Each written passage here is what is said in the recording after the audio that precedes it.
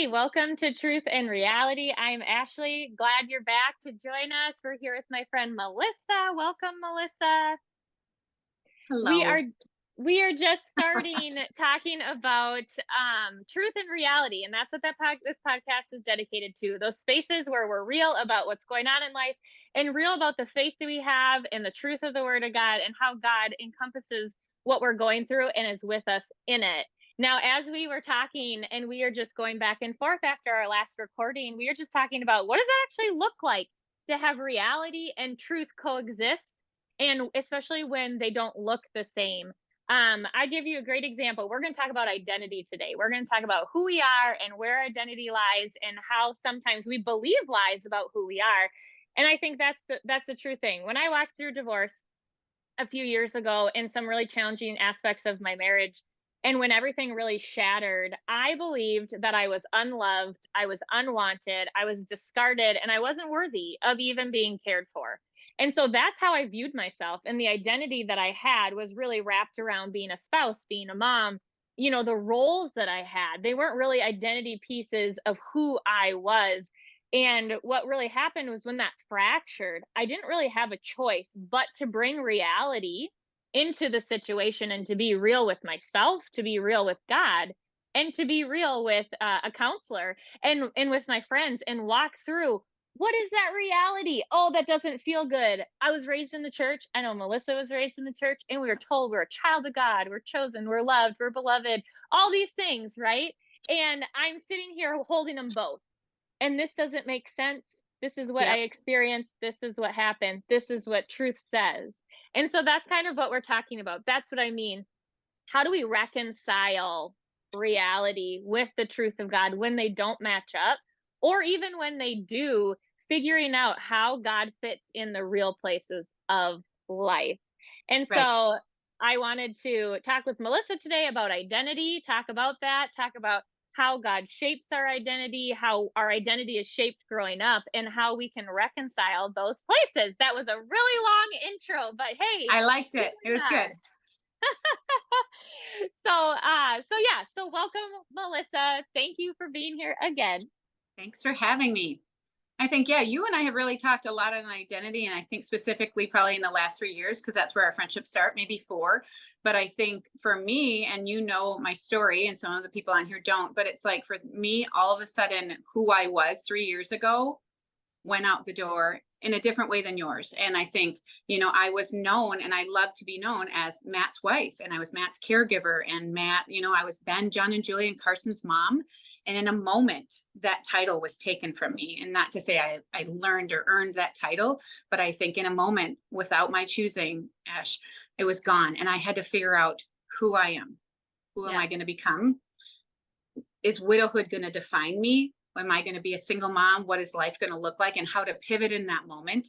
I knew, yes, that I was still Ben, John, and Julia's mom, but I think so much of who I was and who I had become, not in a bad way, was Matt's wife, Matt's caregiver, and now all of a sudden in a moment, I had to reshape and rethink who I was becoming. And I mean, I'll be honest, there was a season where I think I started to believe the lies of would I become anything else? And I think that's part Hmm. of grief and loss and grieving what would have been. You and I have both Hmm. grieved things, right? And grieving what would have been and what life looks like now. And I think again, we talked on the last episode, it's like really finding people. And for me, it was a therapist and a counselor to help establish, believe what I was believing and was it truth or was it lies? And Yeah. realizing I was made for more in that moment. God knew in that moment, as hard as it was losing Matt, that I was capable and I was able. And that was not going to be a defining moment for me. For you, you walked through hard circumstances. And it was like in that moment, I think you had to take that opportunity to be like, who am I going to become? This is not where I saw my life. This isn't where Right. I saw my life. This isn't where you saw yours. But taking that moment, sitting in it, but not believing the lies and realizing, okay, I get to reshape who I'm going to be. This Hmm. isn't where I saw myself. This isn't the chapter of my book that I ever thought I'd be, but it's like identifying like, okay, who am I going to be? Who do I want to create myself to be through God, through the image of him, through, this journey that I get to walk out, even though this isn't where I saw myself.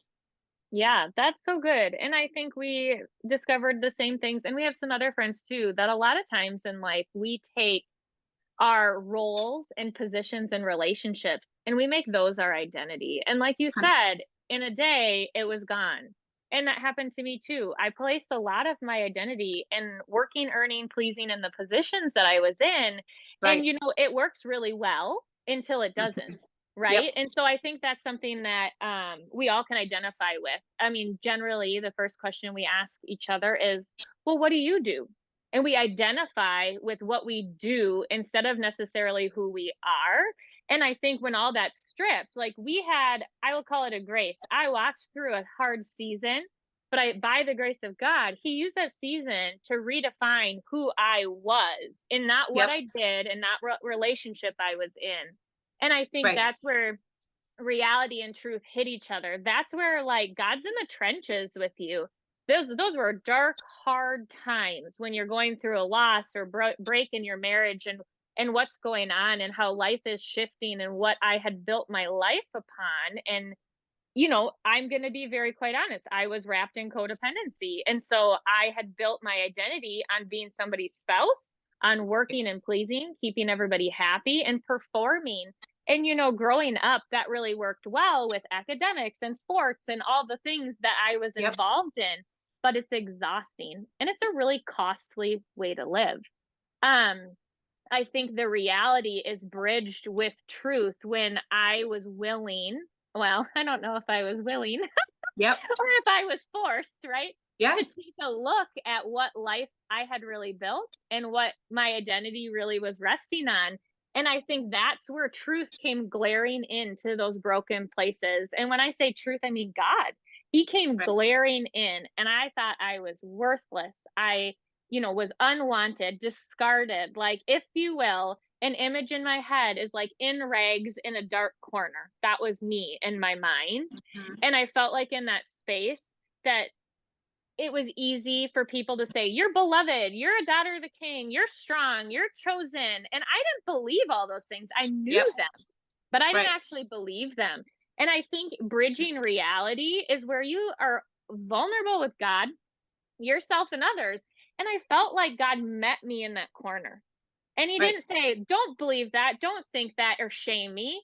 I feel like he carefully like grabbed my hand, helped me stand up, and showed me care and showed me places where, oh, like this actually wasn't about you. This actually didn't have name your value. Yep. And are you willing to see what I have to say about you? And I think God so gently showed me like, oh my gosh, my love and my of myself or my lovability to others is not based on one person. It's Yep. not based on my performance. It's based that I literally was crafted by God for a Right. time and a purpose as this time that I'm in, right? That I have value based on who I am. And so I think it's like in those broken spaces, all this truth that I knew here didn't come here until Right. I was willing to address it and really ask God, who do you say that I am? And then can you show me and help me experience that? Because I can know it, but I really need to experience, that identity transformation, which Right. was huge. Yes. Yeah. And I think you highlighted something that's so beautiful is that he meets us in our broken spaces. Hmm. And whether you have a faith in God or not, you and I do, but I think for the people out there listening and watching, I think in that broken place of your life, I realize we're all broken if you look at it one way or another. Hmm. Like I have my trial, you have yours. We've gone through hard things in our life. Like, but I think you have those people in your corner, whether you have a faith in God or not, then you have people that are in your corner. I know that you and several other friends rallied for me in those really, really hard, broken moments when I couldn't really even see the good ahead. You guys reminded me. You Hmm. reminded me of God's promises. You reminded me through just encouragement, get up and move and walk your body and all the different things to help me keep going and to not sit in those lies and sit in those, Hmm. disbeliefs of who I thought I was. I mean, truly, I thought my life was over when he passed. I, Hmm. I thought like, I almost part of me, Ash, I wanted to die myself because I felt like I didn't know who I had become. But I Yeah. knew in a moment those kids needed me and I needed to fight forward for them and fight forward for who I had become and not let that be my defining moment. And Yeah. so you're right. I think he meets us in our Hmm. most broken places. And I've seen the most beautiful things come about something so hard. I never wish it Absolutely. upon anyone in my entire life to walk through the journey that I have. Yet I've seen the goodness of God in the very most broken places of my life. Yeah. I'm almost getting like emotional, but this is real talk is like being Right. able to walk alongside of you as you processed, as you grieved, as you grew, as you transitioned over the last 3 years. Like sometimes you're like, well, I don't know. I don't see God. I don't feel God. And I felt that in those dark Yep. moments. Like you're like, are you there, God? And I'm sure you felt those Mhm. dark moments, Yep. but I feel like hindsight, you see where he was. Hindsight, you feel you have peace. But I'd say at like watching Melissa, it was beautiful to see how she had people support her. God sends people to love He you in your does. moments. God Mhm. sends, your family, your friends, your kids. He comes and brings you peace amidst trials. I think it was really beautiful to see you as a friend and still as your as see still I can't talk correctly today and still see you developing your identity and who you are. Melissa 3 years ago that I met is very different than Melissa today. And it's just Yep. been so amazing to see how you've transformed, how you've grown, how you've changed, and how, you were there the whole time, right? You were still Mhm. in that person 3 years ago. You had Right. walked through a lot, and how God slowly is uncovering the different beautiful pieces of you and funny pieces of you, right? Right. As you go and you're like, "Oh, that's Melissa. There she is. Oh, hi." Type thing. Right. So, I guess for our listeners today, both of us will share like what are a couple aspects if someone's like, "I don't know who I am." Like, where do you start? I guess that's the question. And I don't know if you want to share where you started or I can go first. But it's just like where do you start when you don't know where your identity is? Yeah, Ash, you start. You tell them some of the things that you've done, and then I'll jump in. Okay. I guess, right, being real with knowing where is my identity and being honest Yep. with yourself. So I think that's the first thing. For me, I had to be honest about my identity was wrapped in my marriage and in Yep. another person. What he said over me, what my or my husband at the time said over me, that's who I was. And so I think for me, the very basis was being real about where my identity is and sitting in that uncomfortable space. Mhm. Um, I think that's the first place to start is journaling, talking to somebody, even a friend, and just being honest with this is where I'm wrapped up in. Mhm. Can you help me sort this out? And not doing it alone. I think the second thing is I grew up in the church and my faith has carried me a long way. And for me, I knew what God said about me. I didn't believe it. And so another thing I think that was really important for me was going to God and asking and praying, "How do you see me, God? What do you Mhm. call me?" And Mhm. looking in the Bible Yep. tells us many things that God says about us and who we are in Christ, and we're a new creation, and we're loved, and we're his chosen people. And what does that really mean, though? Right. And so I spent a lot of time, I would say a lot of time over the last 5 years, pulling that apart and reading the Bible and sitting down and being like, what does it mean that I'm chosen? Like, what is that?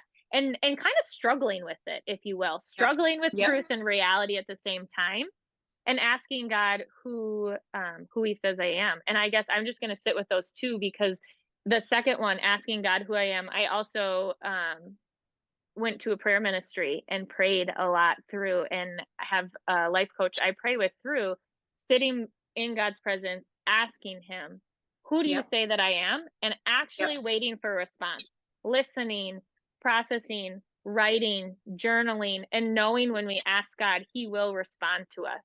Um, so those were my first two things, identifying where I was, what the lies I had believed, and then the second one was asking God, who do you say that I am? And digging in it for myself. Yep. Right. Just really knowing. Yeah. And I think too, Ash, my journey was a little different with that defining moment of just that struggle of really realizing and identifying who I was and how God viewed me. And I will be transparent and authentic. As you saw this, I wrestled and I struggled with Hmm. was God good? I like you Hmm. said, I grew up in the church. I grew up believing that God healed and he was who he said he was and he was good. And then in this defining moment, I had something really, really hard and tragic happen, and so I took some time and wrestled, good or bad. I don't know if I would recommend it, but I really wrestled with God, are you good? Mhm. And I think I took some time to sit and counsel and realize he was good. And he was in those moments when I was crying in the windowsill of that hospital room, realizing I was going to walk Yeah. out of there without Matt. And he was good. And he broke when I broke. He cried when I cried. Yeah. And realizing in those broken, deep places, God's near. And he was Mhm. near me, and realizing that he didn't want this for me, Yeah. and that yet he was going to turn this around. I knew something good was ahead, but I didn't know what. And so I knew it was just sometimes I need to take the practical steps. And I think you even helped me along the journey of just writing note cards of like, who do I say that I am? I am loved. Even though Mhm. I'm not loved physically by a husband anymore, I am loved. I am valued. I am cherished. And so I think um, for me, the first thing was I really identifying, just separating that God was good, even though I didn't get the miracle I was looking for. And the second thing was really, I had to retrain my brain. I really, and those note Yeah. cards and those affirmations helped me so much, and still do now. They still hang on my mirror every day of who I am. I am loved. I am a great mother. There is good ahead. And just retraining my brain, even though something really tragic happened, of that there's goodness ahead, that I am loved, that I'm a great mom, I'm a good friend.